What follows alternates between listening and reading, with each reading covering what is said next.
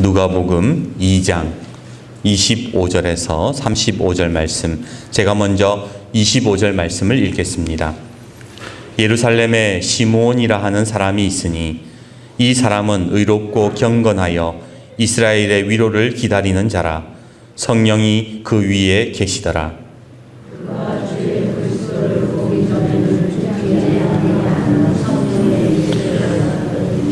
성령의 감동으로 성전에 들어가매 마침 부모가 율법의 관례대로 행하고자 하여 그 아기 예수를 데리고 오는지라.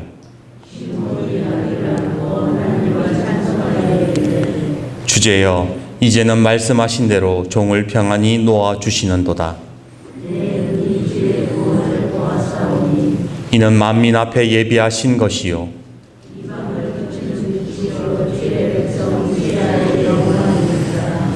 그의 부모가 그에 대한 말들을 놀랍게 여기더라.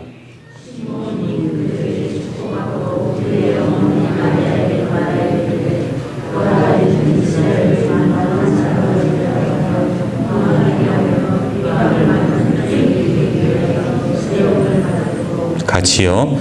또 칼이 내 마음을 찌르듯 하리니 이는 사람의 마음의 생각을 드러내려 함이니라 하더라. 아멘. 몇 달 전 포항에 계시는 권사님이 전화가 오셔서는 저도 참 시 좋아하는데 목사님도 시 참 좋아하시는 것 같아요. 그러면서 시 하나를 읽어주셨어요. 그 시가 뭐냐? 제가 읽어드릴게요. 신부는 초록 저고리 다홍 치마로 겨우 귀민머리만 풀리운 채 신랑하고 첫날 밤을 아직 앉아 있었는데 신랑이 그만 오줌이 급해져서 냉큼 일어나 달려가는 바람에 옷자락이 문 돌적이에 걸렸습니다. 그것을 신랑은 생각이 또 급해서 제 신부가 음탕해서 그새를 못 참아서 뒤에서 손으로 잡아당기는 거라고 그렇게만 알고 뒤도 안 돌아보고 나가버렸습니다. 문돌적이에 걸린 옷자락이 찢어진 채로 오줌 누곤 못 쓰겠다며 달아나 버렸습니다. 그러고 나서 40년인가 50년이 지난 뒤에 뜻밖의 딴 볼 일이 생겨 이 신부네 집 옆을 지나다가 그래도 잠시 궁금해서 신부방 문을 열고 들여보니 신부는 귀민 머리만 풀린 첫날 밤 모양 그대로 초록 저고리 다홍 치마로 아직도 고스란히 앉아 있었습니다. 안쓰러운 생각이 들어 그 어깨를 가서 어루만지니 그때서야 매운 죄가 되어 폭삭 내려앉아 버렸습니다. 초록죄와 다홍죄로 내려앉아 버렸습니다. 이 시는 미당 서정주의 서정주 시인이 쓴 신부라는 제목의 시이지요. 신혼 첫날 밤 옷자락이 걸려 신부를 오해한 신랑과 먼지가 될 때까지 그렇게 신랑을 기다렸던 신부의 이야기가 안타깝다 못해서 참 슬프기까지 하지 않습니까? 그런데요, 저는 이 시를 볼 때마다 미당 서정주 시인의 인생이 생각이 납니다. 왜냐하면 이 시에 나오는 그 신랑의 모습이 마치 서정주 시인의 인생과도 참 닮았기 때문입니다. 그는 1936년 동아일보 신춘문예로 등단하여 주옥 같은 시들을 쓰기 시작했습니다. 그때만 해도 시인의 글 속에는 일제 식민 지하에서 비루하고 처절한 현실을 노래하는 항일 정신이 있었습니다. 하지만 그는 어느 순간 변하고 말았어요. 어느 순간 일본을 찬양하기 시작하고 친일은 하나님의 뜻이다, 하늘의 뜻이다, 그렇게 글을 쓰기 시작했던 거예요. 마스오 히데오, 그대는 우리의 오장, 우리의 자랑. 마스오 히데오, 그대는 우리의 가미가제 특별 공격대원. 일본군이 된 그 조선의 청년들의 죽음을 아름답게 미화하기까지 했던 겁니다. 대한민국의 가장 위대한 시인으로 항일 운동까지 했던 그 서정주가 왜 갑자기 변심을 하게 된 것일까요? 해방 이후 친일 논란이 일어나자 그는 이렇게 대답을 합니다. 나는 나라를 빼앗기고 머지않아 나라의 주권을 되찾을 것 같아 글로써 항일 운동을 했습니다. 그러나 곧 망할 것이라 기대했던 일본 제국은 가면 갈수록 강해졌고 내가 생각하기에는 일본이 한 200년 동안은 세계를 지배할 것 같이 보였습니다. 그래서 내가 살아있는 동안 나라가 독립하지 못할 것 같아 어쩔 수 없이 친일을 했습니다. 그런 이야기를 했던 거예요. 무슨 말입니까? 아무리 기다려도 독립의 희망이 보이지 않았다는 거예요. 그럴 바에야 차라리 일본 편에 서자, 그렇게 판단을 했다라는 겁니다. 정말 그분의 시를 보면 아름다운 시가 너무 많은데, 주옥 같은 시가 너무 많은데 그 기다리지 못함의 실수로 인해서 그의 글들이 평가절하되는 것이 참 아쉽고 안타깝습니다. 오늘 주님께서는 마태복음 24장 9절에서 13절에 이렇게 말씀하십니다. 그때에 사람들이 너희를 환난에 넘겨주겠으며 너희를 죽이리니 너희가 내 이름 때문에 모든 민족에게 미움을 받으리라. 그때에 많은 사람이 실족하게 되어 서로 잡아주고 서로 미워하겠으며 거짓 선지자가 많이 일어나 많은 사람을 미혹하게 하겠으며 불법이 성함으로 많은 사람의 사랑이 식어지리라. 그러나 끝까지 견디는 자는 구원을 얻으리라. 그러기에 우리 옆에 분과 이렇게 한 번 더 인사해 봅시다. 끝까지 견딥시다. 오늘 본문에 나오는 시므온이 살던 시대는 신앙을 잃어버려도 변절해도 이상할 것이 하나 없는 시대였습니다. 왜냐하면 하나님이 400년 동안 침묵하셨기 때문이지요. 말라기 선지자 이후로 지금 공감복음 이 말씀이 넘어오기까지 그 400년 시간 동안 하나님은 어떤 말씀도 하지 않으셨고 어떤 위로와 어떤 은혜도 주시지 않았습니다. 그 시간 속에서 수많은 사람들이 절망하고 신앙을 버렸습니다. 하지만 오늘 25절을 보면 시므온은 끝까지 신앙을 지키며 하나님의 약속을 기다린 사람이라고 성경은 그렇게 증언하고 있습니다. 우리 25절 말씀 같이 한번 읽어봅시다. 25절입니다. 시작. 예루살렘에 시므온이라 하는 사람이 있으니 이 사람은 의롭고 경건하여 이스라엘의 위로를 기다리는 자라. 성령이 그 위에 계시더라. 사실 사람에게 있어서 절망이 오랫동안 계속되면 신앙을 지킨다는 게 그렇게 쉬운 일이 아니에요. 제가 목회를 하면서 많은 분들을 봤지만 그 고난이, 그 어려움이, 그 눈물이 20년, 10년, 20년, 30년 그렇게 지속되면 정말로 하나님을 향한 믿음을 제대로 갖고 있는 분들이 거의 없는 것을 발견하게 됩니다. 정말로 어려울 때 끝까지 견디면서 하나님을 바라보는 사람이 드물더라는 거예요.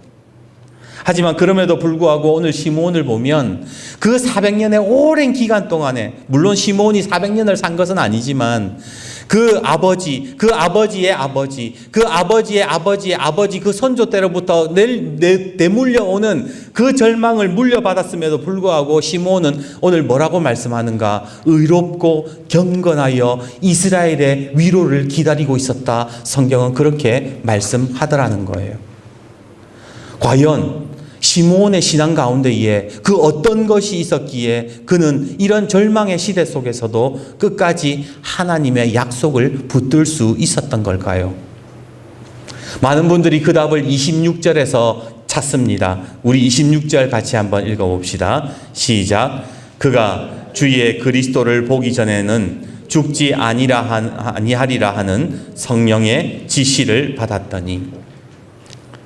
많은 분들이요, 하나님의 약속을 기다릴 수 있는 사람, 믿음을 지키고 신앙을 지킬 수 있는 것은 성령의 지시 때문이라고 그렇게 이야기를 한다라는 거예요.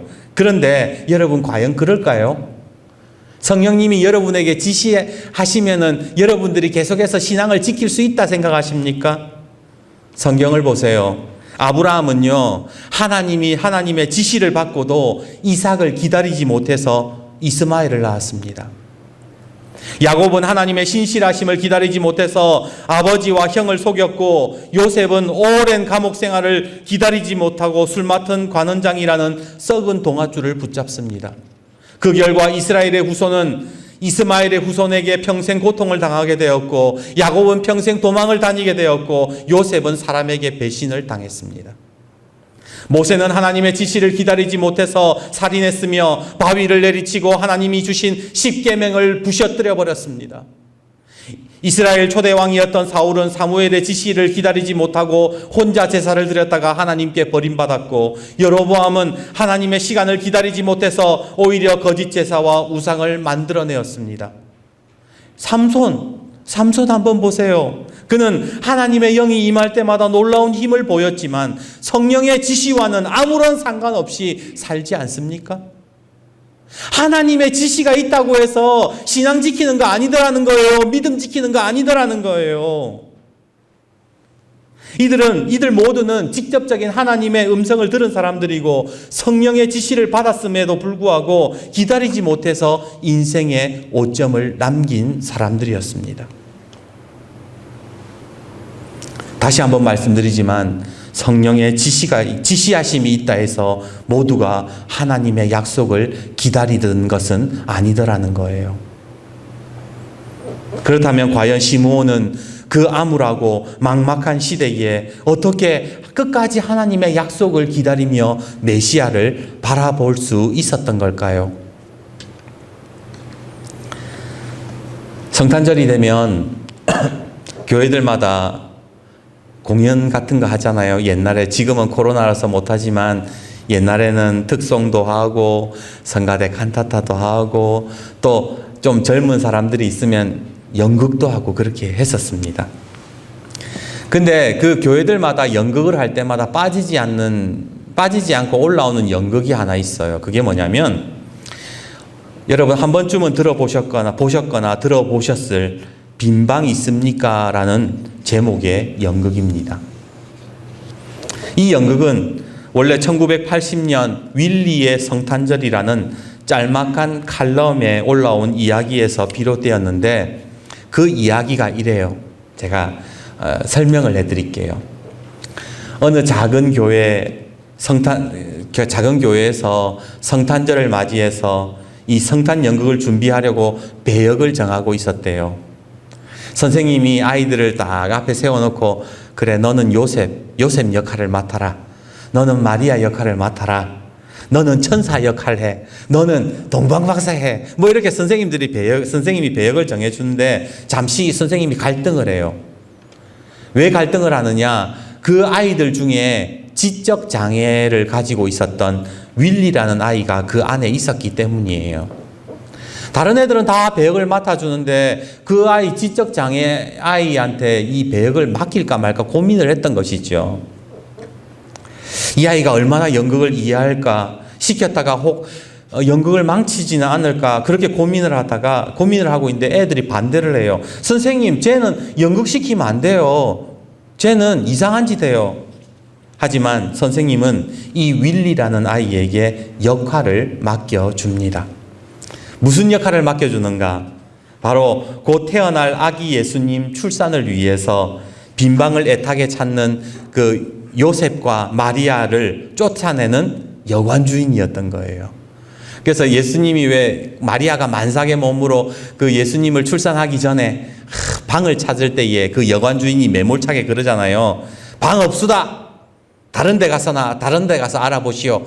이 대사가 이거예요. 딱 하나 이거밖에 없어요. 이 한마디만 하면 윌리가 이 정도는 할 수 있다라고 선생님은 믿었던 거죠. 드디어 성탄절 공연이 시작이 되었습니다.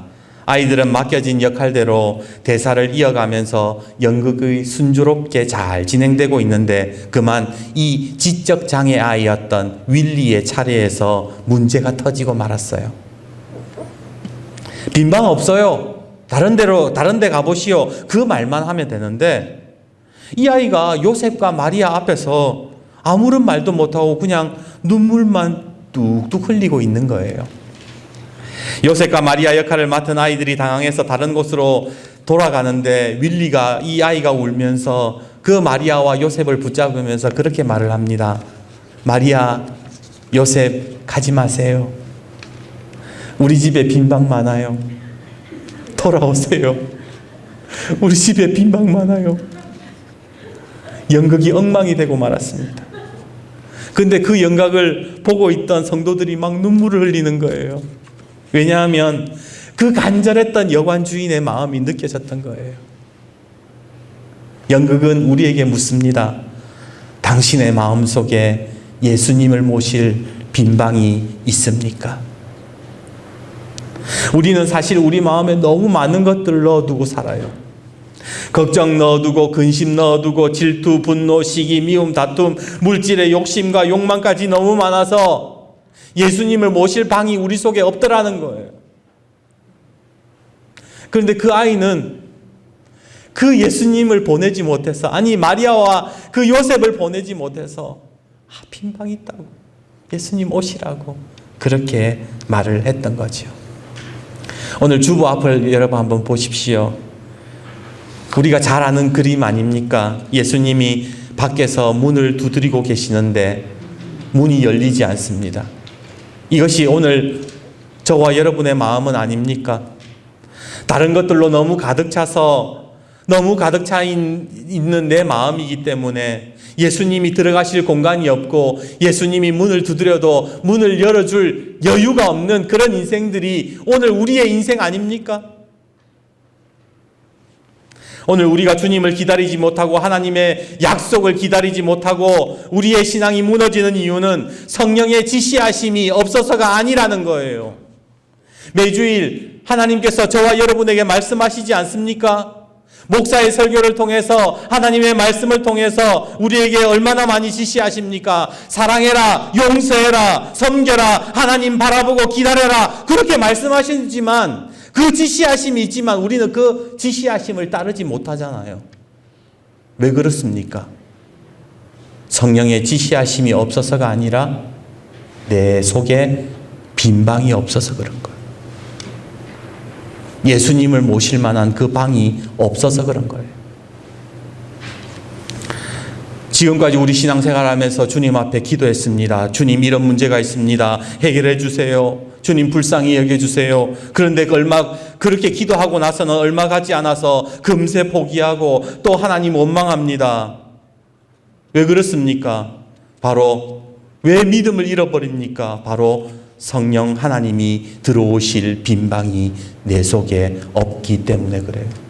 그래서 우리는 견디지 못하고 우리는 무너지는 겁니다. 오늘 예수님께서는 마태복음 5장 3절에 이렇게 말씀하십니다. 심령이 가난한 자는 복이 있나니 천국이 그들의 것이다. 여러분, 심령이 가난하다는 게 뭐예요? 마음이 가난하다는 게 뭐예요? 바로 그 속에 주님이 들어가실 빈 공간이 있다라는 거예요. 빈 방이 있다라는 거예요. 그리고 그 빈 방이 있는 사람이 복된 사람이고 하나님의 나라가 그들의 것이라고 예수님은 말씀하셨던 겁니다. 오늘 저와 여러분은 어떻습니까? 지금 여러분의 심령은 가난하십니까? 주님을 모실 수 있는 빈방을 가지고 있습니까? 오늘 27절 말씀을 한번 같이 읽어봅시다. 27절입니다. 시작. 성령의 감동으로 성전에 들어가매 마침 부모가 율법의 관례대로 행하고자 하여 그 아기 예수를 데리고 오는지라. 성령의 감동, 이 말에 여러분 주목해 보십시오. 감동이라는 글자가 한자로 뭡니까? 마음 감자에 움직일 동자라는 거예요. 성령의 감동이라는 것은 성령 하나님께서 우리의 그 빈방 가운데 찾아오셔서 우리의 마음을 움직여 주시는 것이 성령의 감동이라는 거예요. 즉 시므온의 마음 가운데에 성령님이 계셨기 때문에 그 마음을 움직여서 예수님을 만나게 하셨다. 성경은 그렇게 말씀하고 있는 것입니다. 오늘 말씀을 준비하면서 주님께 기도했습니다. 성령 하나님, 오늘 우리를 불쌍히 여겨 주십시오. 오늘 이 예배 가운데에 말씀으로 우리가 예수님을 모실 수 있는 방을 마련하게 하시고 찬양으로 아름답게 방을 꾸미고 회개로 방을 깨끗하게 청소할 수 있는 은혜를 주십시오. 사랑하는 여러분, 오늘 이 대림절 주님을 기다리면서 오늘 저와 여러분의 마음 가운데에 주님을 모실 수 있는 그 빈방을 마련하는 은혜가 있기를 주님의 이름으로 축복합니다. 그래서 대림절은요, 방 마련하는 주간인 거예요. 예수님을 내 마음에 모실 수 있는 그 방을 마련하는 기간이 바로 대림절 기간인 겁니다. 설교 준비하면서 자료를 찾다가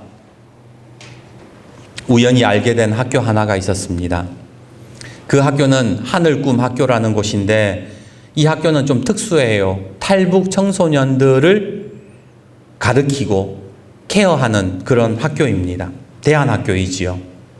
인권과 삶이 철저하게 유리된 곳에서 자라온 청소년들이 이 대한민국에서 어떻게 살아가야 하고 왜 하나님을 만나야 되는지를 가르치는 학교인 겁니다. 근데 그 아이들이 학교에서 성경을 배우고 예수님을 알게 되면서 아이들이 이런 질문을 한대요. 하나님 정말 계세요? 그렇다면 왜 저 북한 땅은 그대로 내버려 두시는 겁니까? 저는 왜 여기서 이렇게 고생해야 돼요? 우리 엄마, 할머니, 여기 대한민국 사람들보다 더 좋은 사람들인데 왜 우리 할머니, 할아버지는 고생하죠? 하나님, 내 말이 들리시기는 하시나요? 저는 때때로 하나님이 믿어지지 않습니다. 그런데요, 하나님이 계시면 좋겠어요. 애들이 이런 이야기를 한다라는 거예요. 이런 간증을 보고 어떤 분들은 그렇게 말할지도 모릅니다. 아직 믿음이 없구나. 아직 하나님 못 만났구나. 그런데요, 저는 그 아이들의 말을 들으면서 이런 생각이 들었어요. 이 아이들에게 빈방이 생겼구나. 이 아이들의 마음 가운데에 드디어 예수님이 거하실 공간이 생겼구나. 탈북학생 중에 주님을 만난 최수련이라는 친구가 있는데 그 아이가 뭐라고 이야기하는가? 영원히 하나님을 떠나지 않게 해주세요. 탈북 청소년이 자기 뭐가 제일 하나님께 기도할 때 뭘 기도하고 싶니? 그랬더니 한다는 얘기가 영원히 하나님 떠나지 않게 해달라고 그렇게 기도했다라는 겁니다.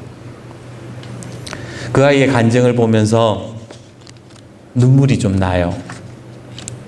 뭐 간증이 특별해서 아니면 뭐 감동적이거나 탈북인의 처절함이나 그 슬픔 그것 때문에 눈물이 났던 것이 아니라 오늘 우리 대한민국의 아이들이 보여서 눈물이 났어요.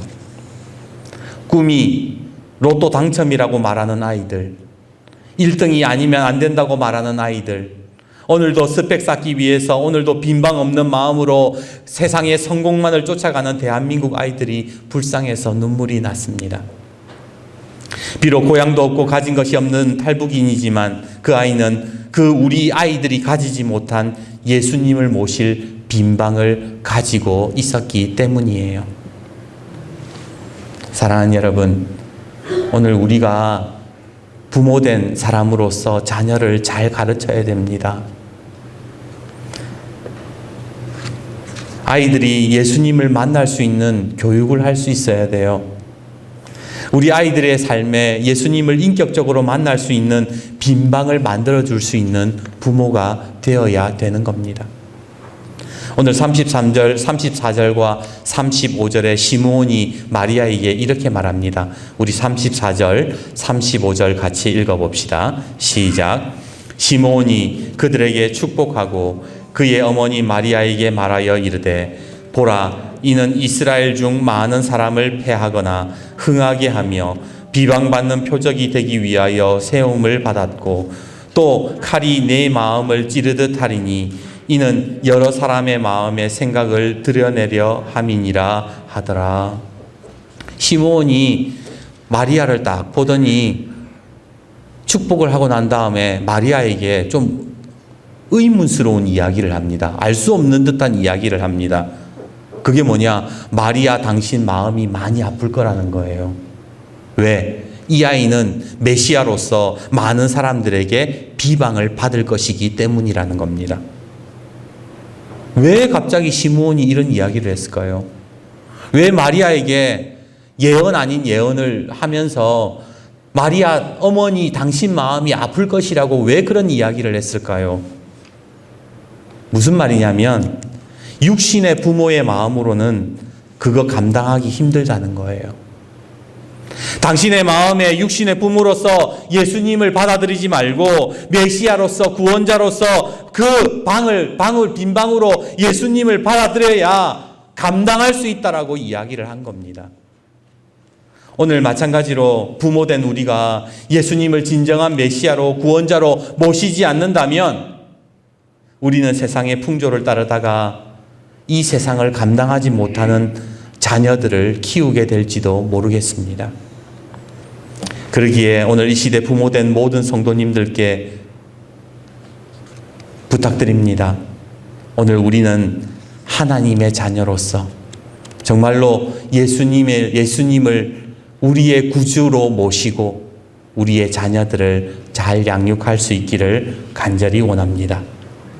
이제 다시 가난한 심령으로 돌아갑시다. 그러므로 이번 대림절 기간 예수님을 기다리며 예수님을 모실 수 있는 빈방을 가지고 성탄절을 맞이하는 귀한 은혜가 저와 여러분 가운데 있기를 주님의 이름으로 축복합니다.